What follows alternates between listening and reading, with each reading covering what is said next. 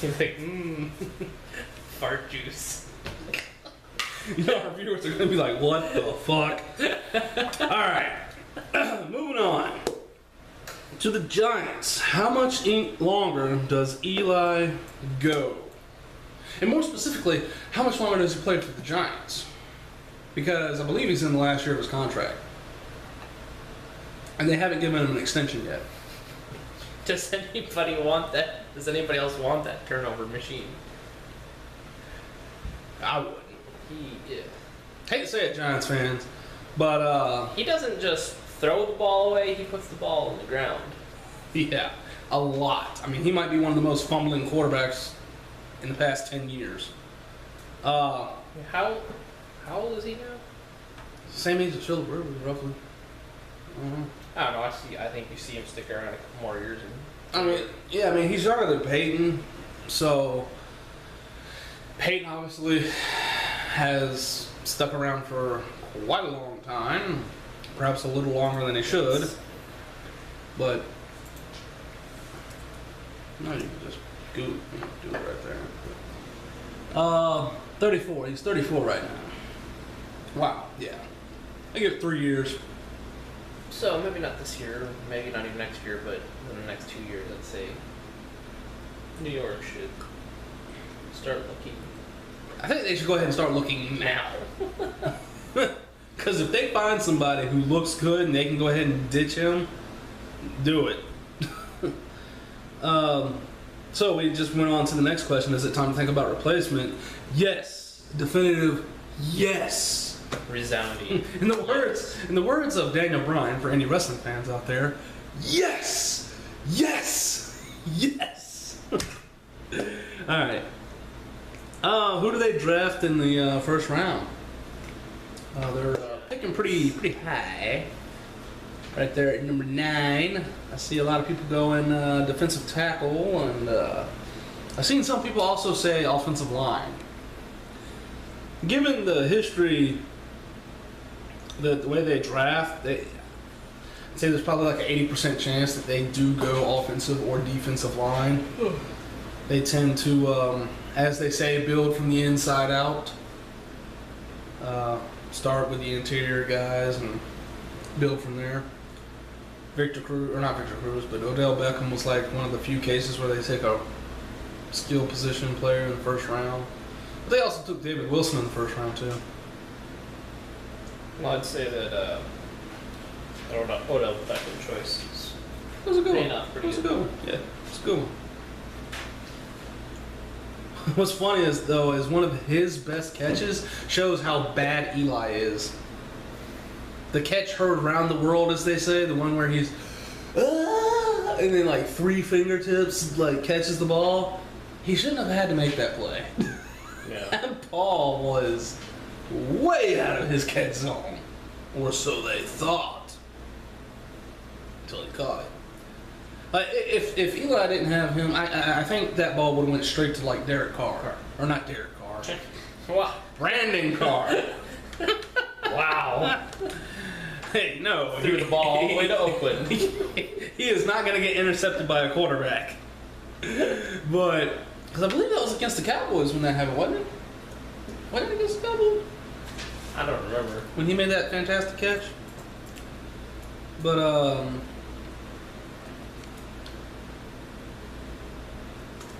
yes it was. Yep. And it was against Carr. But yeah. So yeah, that was just terrible. that was terrible. Terrible. Knucklehead. Alright, so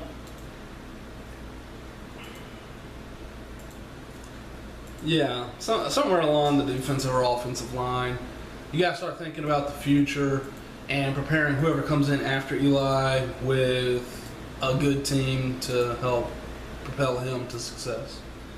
So, next question. Is Eli overrated because of his clutch Super Bowl performances, or is he actually elite? It's a serious question. It's written down on paper. He's overrated.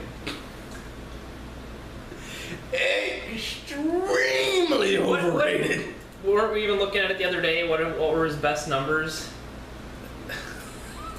30 and 30. No, those weren't his best numbers. But his best season was a very Jay Cutler-like season. It was like 27 and 17 or something like that.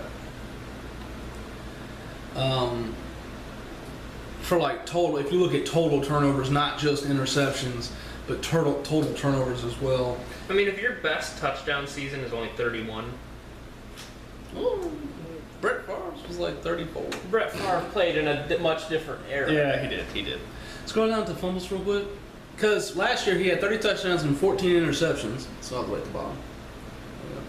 But you add in 4 more turnovers via fumbles, and you have 30 touchdowns and 18 turnovers. Not to mention that he actually fumbled a total of 7 times. So it could have been 21 turnovers and 30 touchdowns. That's not championship football. Take a look at 2011. He had 29 touchdowns and 16 interceptions. Scroll down. All the way to the bottom. But in 2011, he also lost 4 fumbles. So, was that 16 interceptions? Yeah, So 29 and 20. 29 touchdowns, 20 turnovers. Not exactly championship football. Eli Manning didn't win those Super Bowls. The defense did. The run game did. Eli Manning was just along for the ride. Never broken 100 passer rating. And then look at 2007, the other year they won the Super Bowl. That was the other year, right? Yeah, because that was Brett Favre's last year in Green Bay. 23-20. Wow, 23-20 touchdown interceptions. And 7 lost fumbles. Oh, he had more turnovers than he did touchdowns. 23 touchdowns, 27 turnovers. That is not championship football. Extremely overrated. Moving on. Look at his 2013 numbers. 18 touchdowns, 27 interceptions plus 2 lost fumbles. 18. I referenced this earlier. I was pretty spot on. 18 touchdowns, 29 turnovers. 29. Damn. Bro. Do you even football? Like calling yourself elite with those kinds of numbers?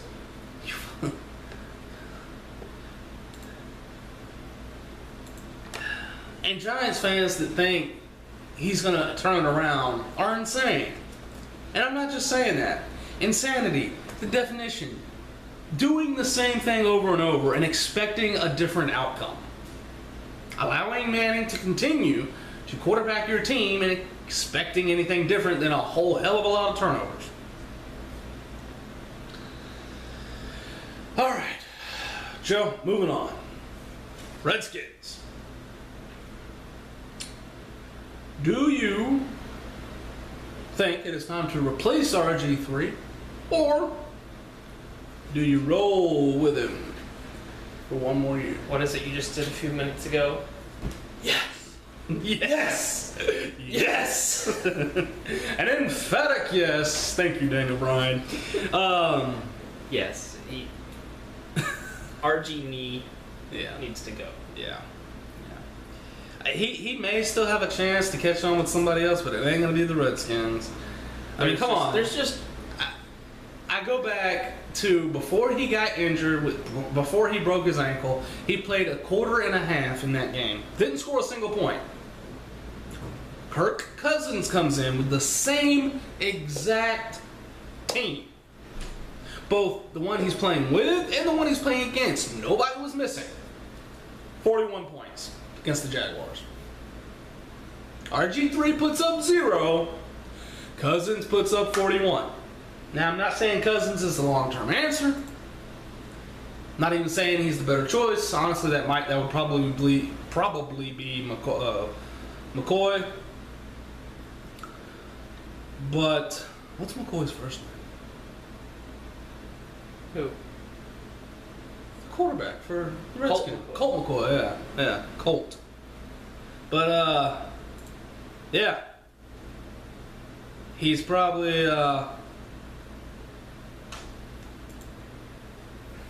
yeah, it's bad. you're a Redskins fan right now, it's bad.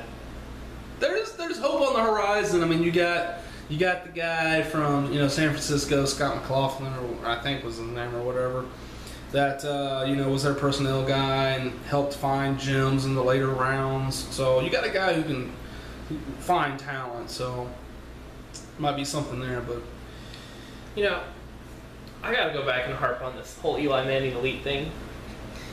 Just for comparison, if you want to say who's elite, let's look at Aaron Rodgers' numbers. Take away his first 3 seasons where he wasn't starting, at all. playing.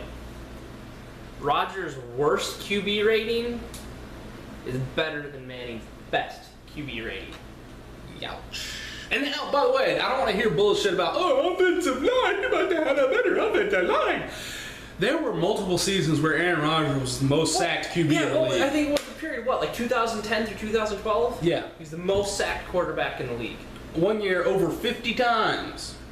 So And then, okay, Rodgers' worst year turnover-wise, 2008. His first season as a full-time starter, 13 interceptions, 3 lost fumbles to 28 touchdowns. So 28 to 16. Plus, he had 4 rushing touchdowns that year. Oh. Which Eli Manning. There's another comparison. Rodgers' career, 20 rushing touchdowns, Manning, 5. Yeah. So I could keep going, but I digress. we'd be on it all day. We'd be on it all day. I'm a hater of a couple of things. I'm not ashamed to admit it. People calling the Seahawks the best team in the NFL. That's one of them. Another, people trying to say Eli Manning is elite. So. Okay. Or even clutch, because let's be honest. Those 2 catches in the Super Bowl, those were amazing catches and were terrible throws. Let's be honest. Eli Manning was throwing that ball away when he threw it to Mario Manningham. He was throwing it away. That ball was going out of bounds. Mario Manningham was just like, bitch, please. Come on. No, okay. Let's rephrase that a little bit. Not just people calling Eli Manning elite, people calling Tony Romo elite. You gotta lump him in there. He ain't as bad as Eli. He ain't as bad, but he ain't. Come on. elite. I don't know. Prior to last year, I'd be totally with you because he too many times did he throw costly interceptions. You can't have last year throw him into the elite category. No. I'm not saying he's elite, but I'm not saying he's in the same category as Eli Manning based off last year. I'm just a hater. Yeah. I'll admit. But back to the Redskins. Where in the world is Alfred Morris? Pensacola boy, went to Pine Forest, so, what the fuck, man? Like, him and Trent Richardson were the 2 backs from that class that, showed out, and then... I mean, let's be honest, though. Where's that entire team? In the gutter of the division? To your point, to the point, too, the quarterback point, not just RG3's play, but the quarterback-coach relationship, you gotta get rid of that. That's absolute poison for the entire team. Move on. Put Josh at quarterback. Mr. Chastain. Anybody else. They put me at quarterback. I'm either handing it off or running straight ahead every play. And then when I finally do pass, it's going to be to a wide open receiver. And hopefully I hit him.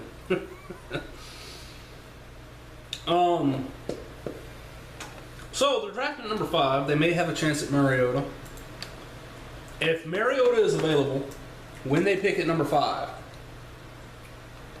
should they take him?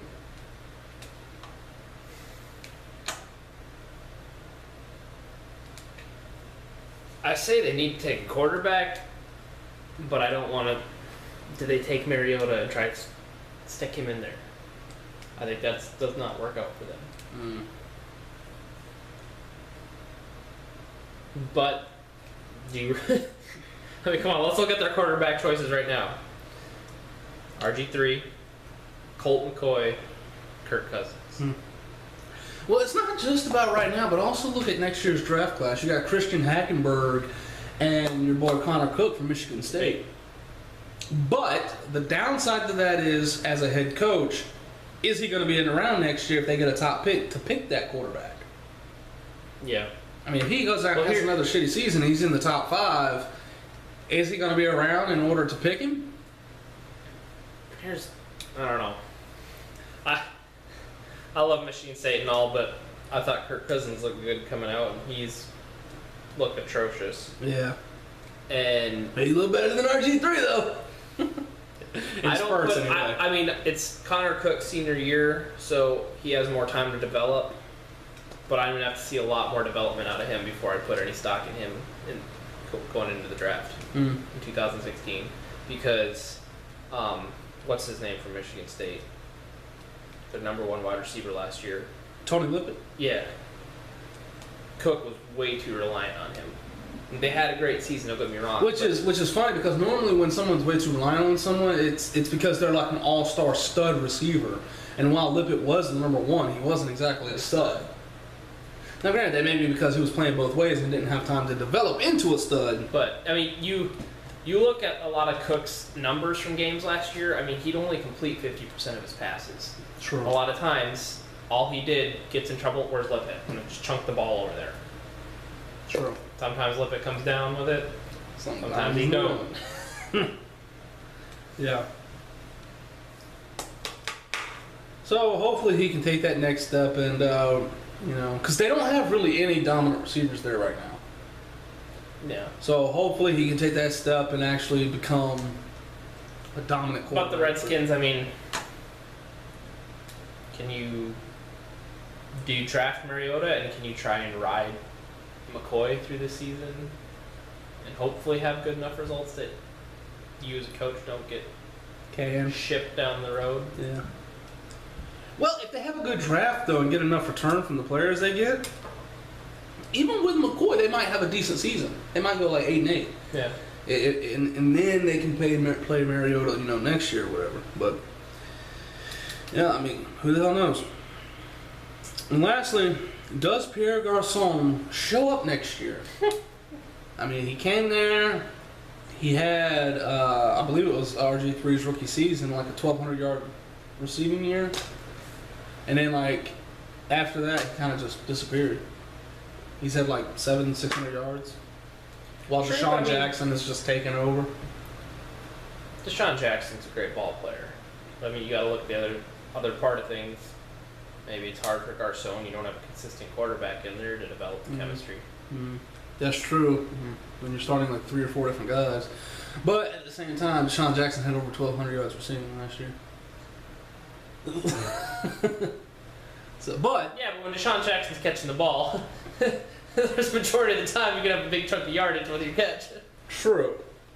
And he didn't really start going off until RG3 came back. When Cousins was in, Cousins was hitting the tight ends and Garcon and Jackson. Let's be honest. Even RG3's first year in the league, a lot of his completions were just chunking it down the field. Yeah. And when you got somebody like Deshaun Jackson to go track the ball down. Yeah. Well, I don't think he was there his first year. I think it was just. No, I'm just saying that's why. Oh yeah, That's why they success when RG3 comes back. Yeah. All right. All right. So that'll do it for part 3. Joe, if you would, and we will come back